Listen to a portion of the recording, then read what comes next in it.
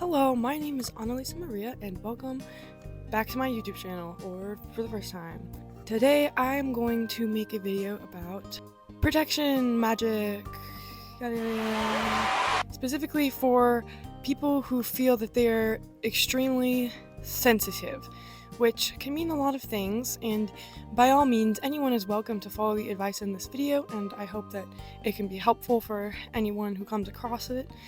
But I just wanted to clarify, I guess I particularly have in mind if you feel like you absorb other people's emotions, if you go into a space and the energy is off and you just immediately feel bad, if you have trouble with emotional regulation, that's a really common sign.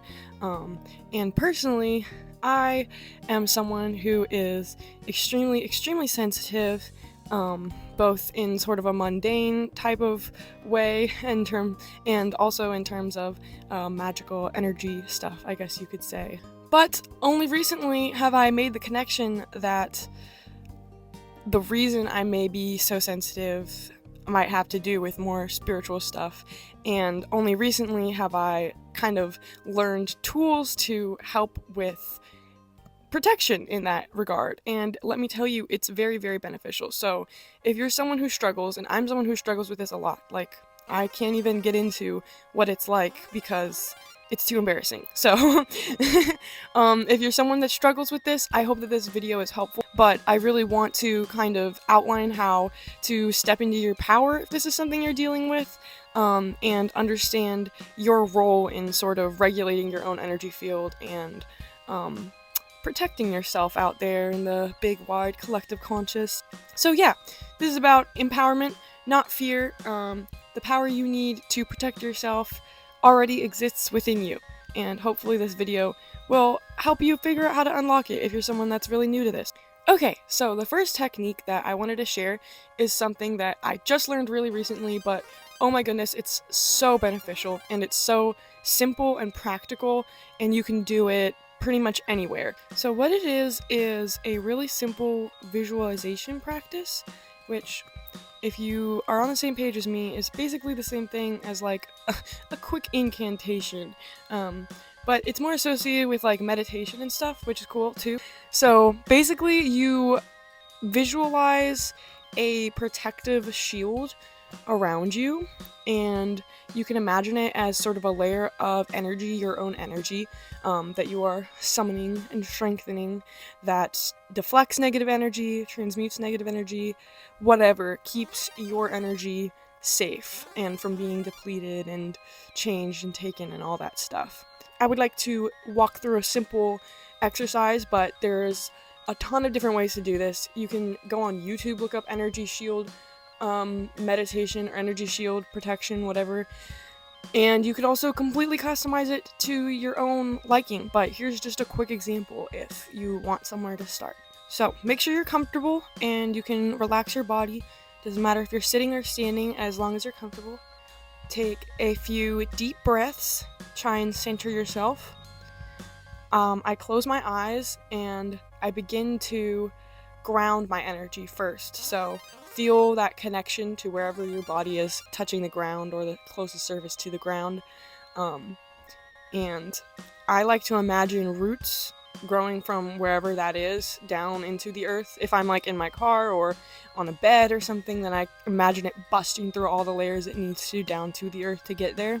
Then I begin to visualize a light and try and find my own aura or my own energy. So like, just try and notice how your body feels, and if it doesn't come naturally, then you can just visualize sort of a glowing, pulsating light beginning to form in your center. If you know about chakras and stuff, you can visualize that stuff.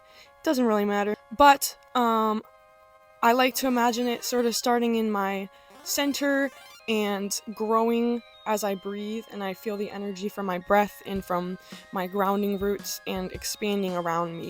So as you breathe, allow the light to expand and grow. I like to set the intention that this light has the power to transmute any negative energy that tries to enter. Feel the shield becoming stronger with each breath, depending on how much time you have or what your purpose is. Just kind of stay with this for as long as you need. And then once you're ready, come back to your physical world, open your eyes, move your body, and just know that you're protected. And anytime that you feel your energy shield maybe slipping from your intention or losing grasp on it in your subconscious, you can, intentionally focus on it again, imagine it coming back, make sure it's still there, and just return to that at any point you need throughout the day. And of course, the details of this exercise are entirely up to you, whatever feels the most resonating and whatever feels like it personally works for you.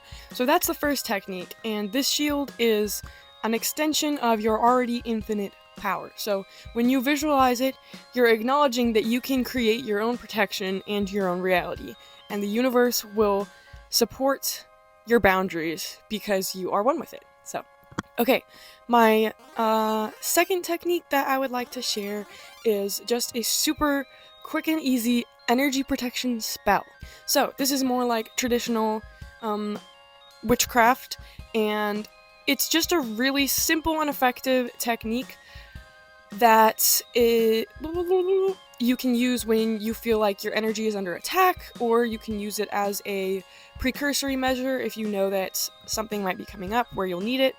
Or you can just do it weekly, whatever you feel works. But a really simple technique is to use a candle and set an intention. And then I recommend birthday candles because they burn way faster than pretty much any other candle. And if you want this to go quick, then you will want to use a small candle because it's important that you burn it all the way out so that the spell is finished per se. So that's pretty much it. Customize your intention or your manifestation, whatever, like, phrase to your needs, and then light that candle and burn it. You can do this at your altar, you can do it in a circle, you can summon certain spirits or patron saints or whatnot if you want additional power, I guess you could say. And then I also have just one other extra step that you can modify this spell to be if you feel like you have a little extra time, which is just after you light the candle and with your intention, go ahead and take a piece of paper, or you could do a bay leaf if you want to go that route. But basically, take a little scrap and write a protection sigil on it. And we're going to go more in depth into sigils and stuff, but yeah, you can look them up online, you can make your own. We'll go way more into depth than that, but just write a little protection sigil, or even just the phrase again, and burn that as the candle is burning and the spell is being released. So it's just a little extra layer there for you if you have the time. So that's my second technique, just a really fast and simple spell when you need a more ritualistic method to kick up the protection measures. And I just wanted to point out that it really is all even, like, really complicated rituals that are outlined in, like, the Order of the Golden Dawns type practices and stuff like that, like, all are based on these really simple foundations, and you don't need to know about that. You can, and it's awesome and fun, and you can jump all into it and make all of your rituals really complicated, or you can just light a candle and know that when you light that candle, when it burns out, what you intended is happening. And I think that that's just really cool and really powerful. So yeah, it's just important to remember that your belief is what gives you the power, and you can tap into the natural powers of objects and rituals if you believe that they have that power. So again, all about belief. Okay, so I said we were going to jump into sigils more, and that's because the next method I have is protection barriers and sigils around your home for home protection. So first of all, a little bit about sigils. I could make a whole video about sigils probably, so let me know if you want me to do that. But basically, I highly recommend creating your own sigils. You can do this from scratch, or you can use a system that someone else has made up on how to make sigils.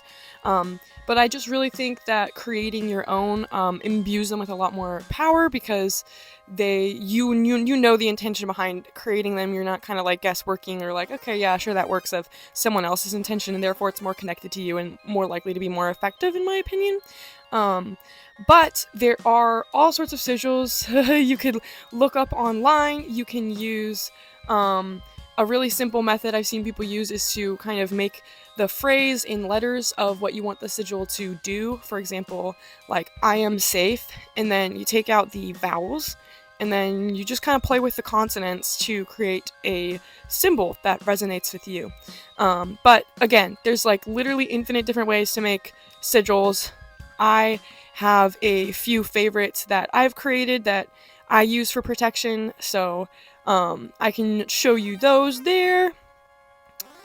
But again, it's really up to you, and there's lots of different systems and traditions you can follow, or you can just go haywire and start from scratch, which is kind of what I did, but they're consistent and they have meaning to me, so I like that. So once you have the sigils you want to use, basically you use protection sigils to decorate your house in order to have their power protecting the area.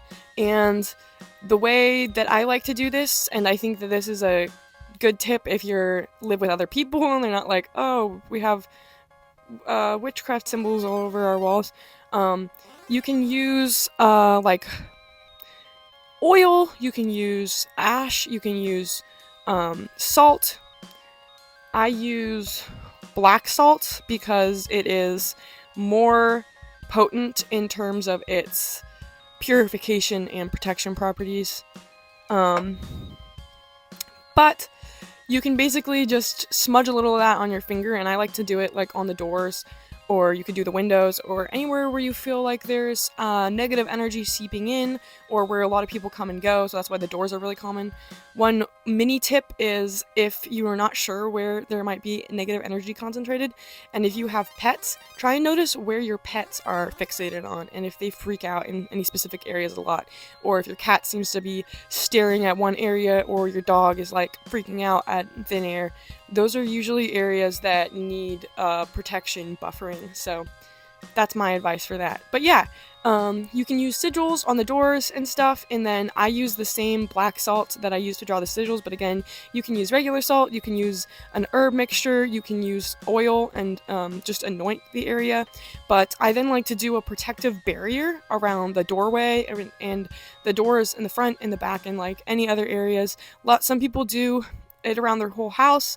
I actually saw some video about this person that was talking about these Christians on TikTok who are doing witchcraft without realizing it, and it was really funny. And there was this one lady on there who bought grape juice and then did a circle around her house to protect her house with the blood of Jesus Christ, and I was like, no, honestly, very smart, so maybe they'll give that a shot. But it was really funny that they didn't realize that. I can probably link the video that had that in the description, so that'll be there if you want to check it out. But anyway, okay, we're on to my final method for protecting your energy as a sensitive individual, which this is very important.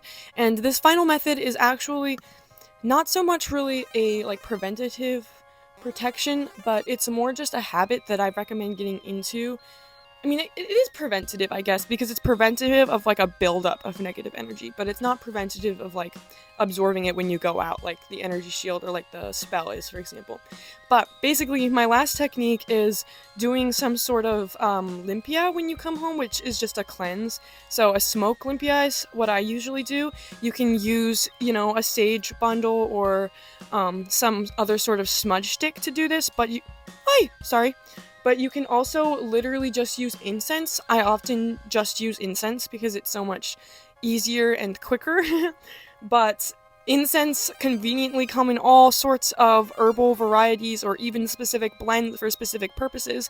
If you have access to a local apothecary or herbal medicine mystical type shop, which thank goodness I do, they also often have specific incense blends for protection and stuff like that.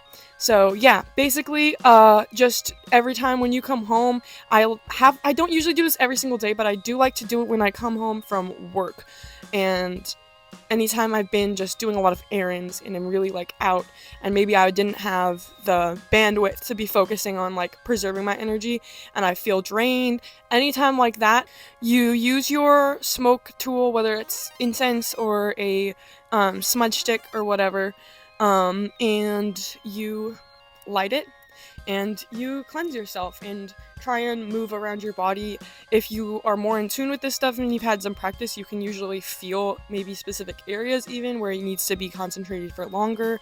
And you just focus on that smoke, cleansing any negative energies, any attachments that may be on your body, on your aura, and lifting it out into the ether and returning it to the earth.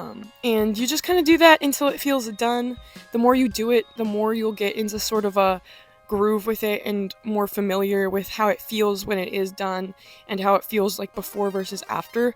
Honestly, I really recommend doing this regularly because it's a really cool process to start to feel that build up go down if you have had negative energy build up for a long time without realizing it. But yeah, that was my final technique, and that is basically all I have for you today. So yeah, all these practices really, I try to make sure they reinforce the core idea that, you know, every one of us is already powerful, whole, and deserving of protection, but especially us really sensitive people, whether you realize you're energetically sensitive or not, or you just think, oh god, I'm a freak, I can't stop screaming and crying all the time. These things will really help you and they're really beneficial. Gotta make sure that character health bar is up, and sometimes we don't realize what's depleting it. So I hope that this was helpful and beneficial in any sort of way. If you have any ideas, I would love to hear them below. I'm always looking for new ways to protect my energy because, like I said, this is a problem I struggle with for sure. I'm really curious to know how you might integrate these practices into your daily lives. So if you have any feedback or comments or just anything you want to share, please feel free. I love to read your comments. I am such a small channel, obviously, so I do read absolutely every single comment. And yeah, I hope this was helpful. I've been rambling for too long. Thank you for watching. Please check out the rest of my videos if you liked this, or if you're interested, I have a lot of witchcraft videos, and I am trying to make more consistent content even more. So yes, liking and subscribing and comment would help out a lot. So thank you. Bye!